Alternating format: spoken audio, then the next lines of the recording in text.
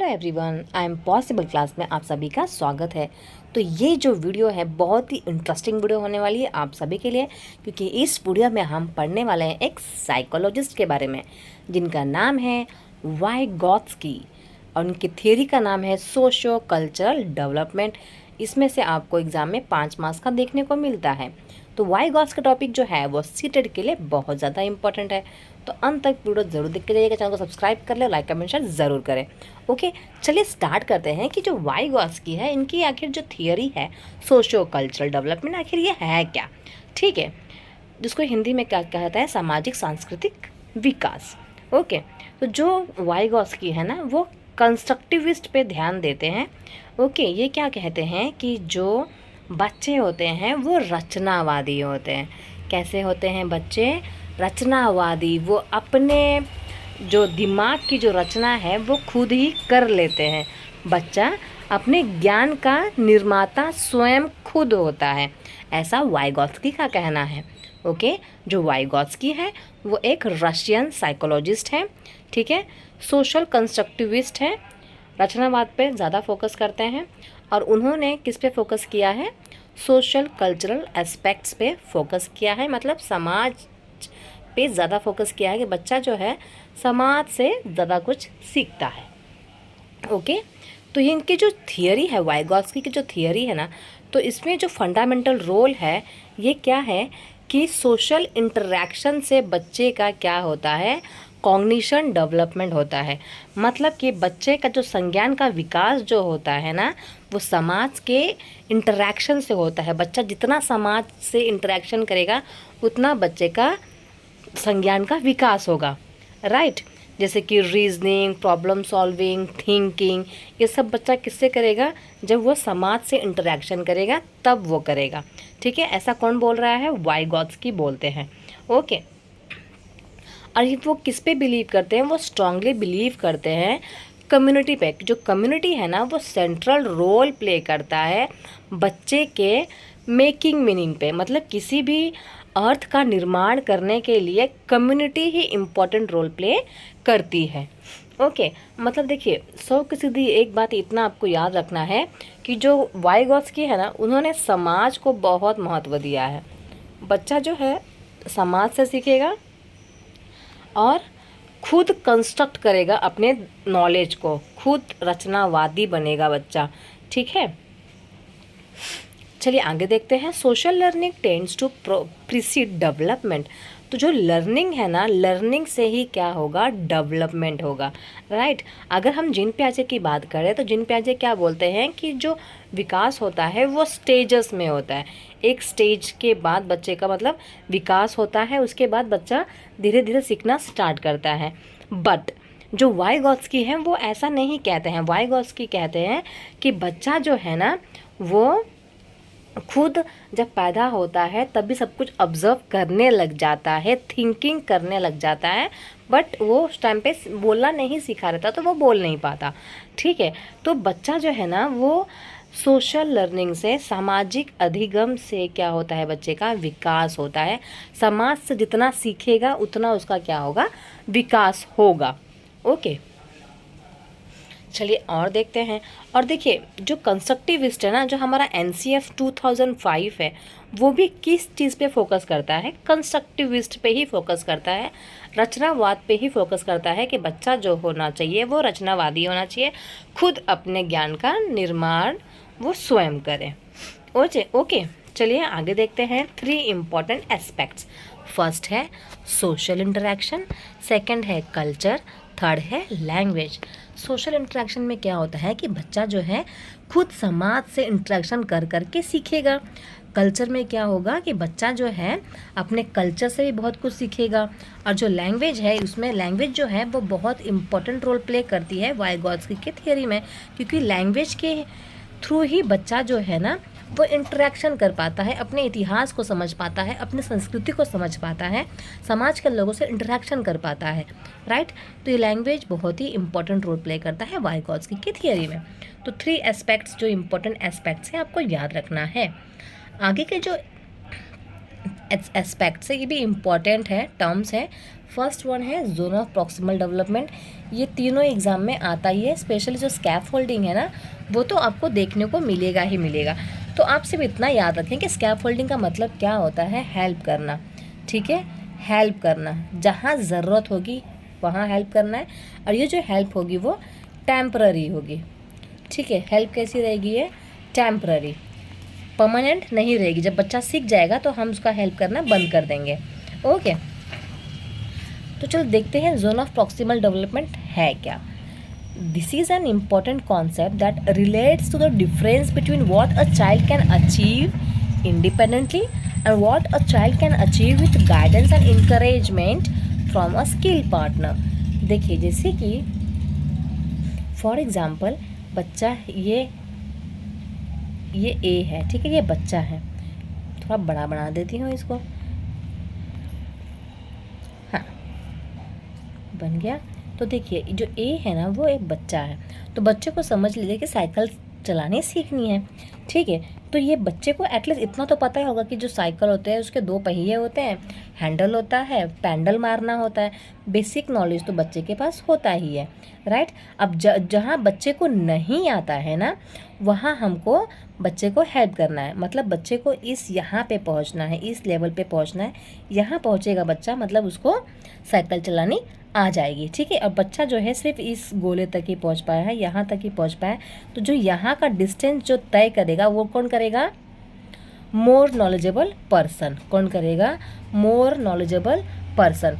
ठीक है, और ये जो हेल्प करने का जो बीच का जो टाइम होगा ना, उसको क्या कहा जाएगा, स्कैफोल्डिंग। ओके, बच्चे को हेल्प कर रहा है, कौन हेल्प कर रहा है, मोर नॉलेजेबल अदर्स। ठीक है, इस बच्चे से जो भी थोड़ा बहुत होशियार रहेगा, जिसको साइकिल चलाने आता होगा, वो क्या करेगा, उसकी हेल्प करेगा, हेल्प मोर नॉलेजेबल अदर्स करेगा। और ये जो हेल्प करने का जो प्रोसेस है उसे ही क्या कहा जाएगा, स्कैफोल्डिंग।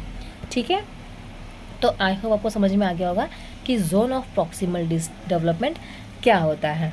ओके, चलिए वापस एक बार मैं आपको बता देती हूँ कि एक बच्चा है, उसको साइकिल चलानी सीखनी है, उसको नहीं आ रहा है। ठीक है, बट यहाँ पे एक टीचर समझ लीजिए, उसको आ रहा है, या उसके फादर है तो उसके फादर को आ रहा है।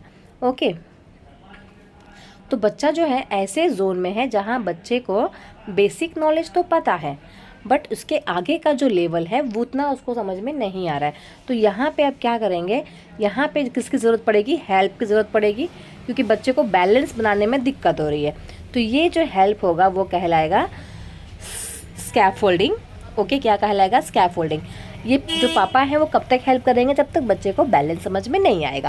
और ये जो पापा है वो क्या बन जाएंगे, मोर नॉलेजेबल अदर्स, MKO बन जाएंगे। ओके, इसके बाद इसको ही क्या कहा जाता है, जोन ऑफ प्रॉक्सिमल डेवलपमेंट। ये हो जाएगा स्कैफोल्डिंग, ये हो जाएगा more knowledgeable others. I hope आपको समझ में आ गया होगा।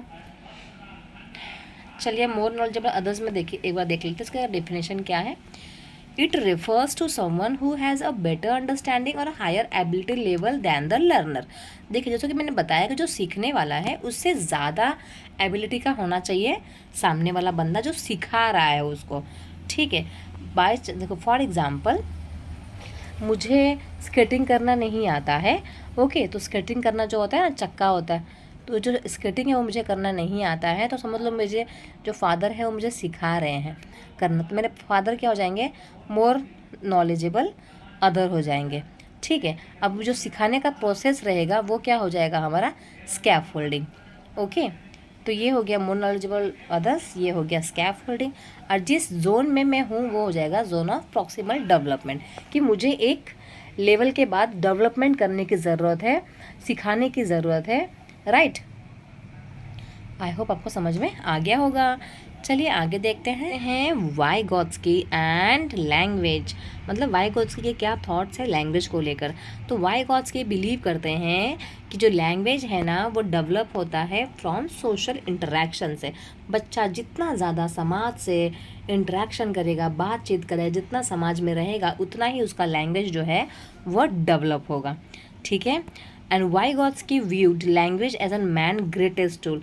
और वाइगोत्स्की का क्या व्यू है उनका ये मानना है कि जो लैंग्वेज होता है ना वो हर एक इंसान का ग्रेटेस्ट टूल है, सबसे बेहतरीन एक क्या है, औजार है। ठीक है, a means of communicating with the outside world. उसी के हेल्प से हम बाहर की दुनिया से बात कर पाते हैं, उनको हम समझ पाते हैं, अपनी बातों को उन्हें समझा पाते हैं, अपने थॉट्स को हम एक्सप्रेस कर पाते हैं, किसके थ्रू, लैंग्वेज के थ्रू।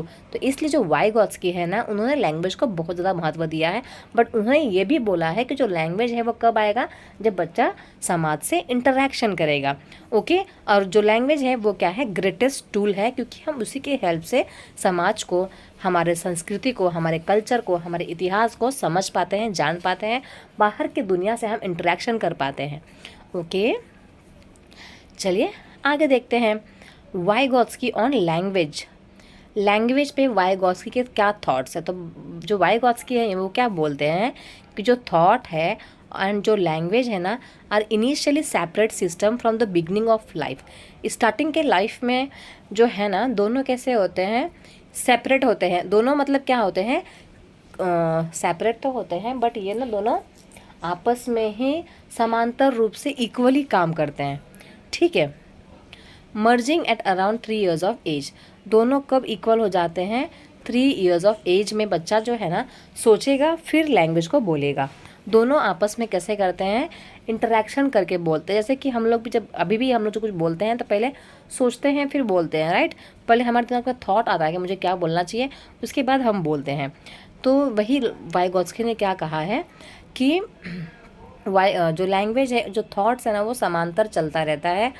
और जो जिन प्याजे है उन्होंने क्या कहा है कि पहले लैंग्वेज होता है, उसके बाद क्या आता है, थॉट्स प्रोसेस आती है। ठीक है, पर इन्होंने ऐसा नहीं बोला है। उन्होंने क्या बोला कि थॉट्स एंड लैंग्वेज दोनों साथ में ही चलते हैं, और इसके बाद दोनों कैसे हो जाते हैं, इंटरडिपेंडेंट। आपस में ही कैसे हो जाते हैं, इंटरडिपेंडेंट हो जाते हैं। चलिए नेक्स्ट देखते हैं 3 forms ऑफ लैंग्वेज। तो जो लैंग्वेज होता है ना, बच्चे के हिसाब से जो लैंग्वेज होती है उसके 3 forms होते हैं। सबसे पहले होता है social speech, second one private speech, third one silent inner speech. तो सोशल स्पीच क्या होता है, जिसमें बच्चा जो है ना वो अपने छोटे छोटे शब्दों से अपने घर वालों से बात करता है, जैसे कि पापा, मम्मी, बुआ, मम्मम। पानी को बच्चा बोलता है मम्मम। मतलब इसमें बच्चा क्या करता है, बैबलिंग करता है, थोड़े थोड़े शब्दों को बोलता है अपने समाज में। ठीक है, which is external communication use to talk to others. अपने जो दूसरे लोग होंगे, जो अदर्स लोग होंगे ना, उसी से क्या करेगा बच्चा, बात करेगा from the age of 2। Okay, private speech में क्या होता है, ये 3 years के एज से स्टार्ट हो जाता है। इसमें बच्चा क्या करता है, अपने आप से ही बात करता है। ओके, और इसी एज को जिन पियाजे ने क्या कहा है, ईगो सेंट्रिक होता है बच्चा। ठीक है, कैसा होता है, ईगो सेंट्रिक, अपने आगे किसी को इम्पोर्टेंस नहीं देता, अपने ईगो में मगन रहता है। बट जो वाइगॉत्स्की है वो क्या बोलते हैं कि ये प्राइवेट स्पीच है, इसमें बच्चा जो है ना वो अपने आप से ही बात करता है, अपने आप को डायरेक्ट करने की कोशिश करता है, अपने आप को वो गाइड करता है। अगर कोई गेम खेलना है तो वो अपने आप को डायरेक्ट करेगा कि नहीं, पहले रेड कलर का लगाओ, पहले येलो कलर का लगाना चाहिए, फिर उसमें येलो कलर का ऐड कर देना चाहिए, फिर वाइट लगाना चाहिए, फिर ब्लैक लगाना चाहिए। ऐसे अपने आप को डायरेक्ट करता है बच्चा, गाइड करता है, उसे ही क्या कहा जाता है, प्राइवेट स्पीच कहा जाता है। इसके बाद है साइलेंट इनर स्पीच, जो कि 7 साल के बच्चे में होता है। यह साइलेंट स्पीच में क्या होता है कि finally private speech goes underground, diminishing in audibility as it takes on a self-regulating function and that's the transform into the silent inner speech। इसमें क्या होता है कि बच्चा जो है ना वो अपने एकदम अंदर बात करता है। ठीक है, एकदम मतलब अंदर, जैसे कि हमको किसी ने हम लोग को मार दिया, ठीक है, तो हमें कुछ उसके बारे में बुरा बोलना है तो हम उसके मुंह पे थोड़ी बोलेंगे, अंदर ही अंदर बोलते हैं ना कि दुष्ट कहीं का, मुझे मार दिया इसने, राइट। अंदर बोलते हैं तो उसको बोलते हैं साइलेंट इनर स्पीच। जो हमें ख्याली पुलाव पकाने होते हैं तो वो भी तो हम अंदर ही अंदर अपने दिमाग में पकाते रहते हैं कि काश मैं जा पाती, काश मैं घूमने जा पाती, काश मेरे पेरेंट्स मुझे यहाँ घूमने या वहाँ घूमने जाने दे पाते। तो ख्याली पुलाव पकाते हैं ना हम लोग। तो ये किस में आएगा, साइलेंट इनर स्पीच का ही ये हिस्सा है।